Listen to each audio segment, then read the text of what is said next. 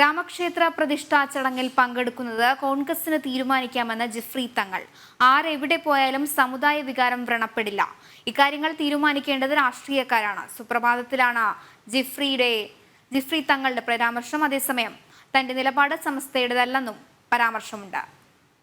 വിവരങ്ങളുമായി ദിസ്ന സുരേഷ് ചേരുന്നു. ദിസ്ന, ഇപ്പോൾ ജിഫ്രി തങ്ങൾ തങ്ങളുടെ പ്രതികരണം നടത്തിയിരിക്കുകയാണ്. യാതൊരു തരത്തിലും വ്രണപ്പെടുകയില്ല സമുദായ വികാരം എന്ന് പറയുമ്പോൾ അത്രത്തോളം കോൺഗ്രസുമായി അടുത്തു നിൽക്കുന്നു. കോൺഗ്രസിനെ ഇതിൽ നിന്നും ആശയക്കുഴപ്പത്തിൽ നിന്നും മാറുന്നില്ല എന്ന് തന്നെയല്ലേ മനസ്സിലാക്കേണ്ടത്? തീർച്ചയായും മഞ്ജുഷ, അയോധ്യ രാമപ്രതിഷ്ഠ ചടങ്ങുമായി ബന്ധപ്പെട്ട് ഏറെ വിവാദങ്ങളിൽ ഏർപ്പെട്ടിരിക്കുകയാണ് കോൺഗ്രസ്. ഈ സമയത്താണ് സുപ്രഭാതം പത്രത്തിന്റെ എഡിറ്റോറിയൽ വിശദമായ ഒരു മുഖപത്രം എഡിറ്റോറിയൽ എഴുതുന്നത്. ഈ എഴുതുന്ന സംഭവത്തെ കുറിച്ചാണ് ഇന്ന് ജിഫ്രി മുത്തുക്കോയ തങ്ങൾ മാധ്യമങ്ങളോട് വ്യക്തമാക്കിയിരിക്കുന്നത്. രാമക്ഷേത്ര പ്രതിഷ്ഠയിലെ കോൺഗ്രസിന്റെ ക്ഷണവുമായി ബന്ധപ്പെട്ട് അദ്ദേഹം പറഞ്ഞത്, അത് രാഷ്ട്രീയക്കാർ തീരുമാനിക്കേണ്ട സംഭവമാണ്.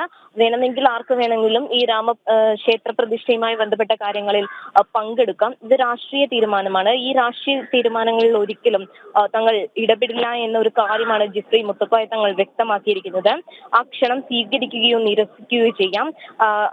ആര് എവിടെ പോയാലും സമുദായത്തിന്റെ വികാരം ഒരിക്കലും വ്രണപ്പെടാൻ പോകുന്നില്ല എന്നൊരു കാര്യമാണ് ജിഫ്രി മുത്തുക്കോയ തങ്ങൾ വ്യക്തമാക്കിയിരിക്കുന്നത്.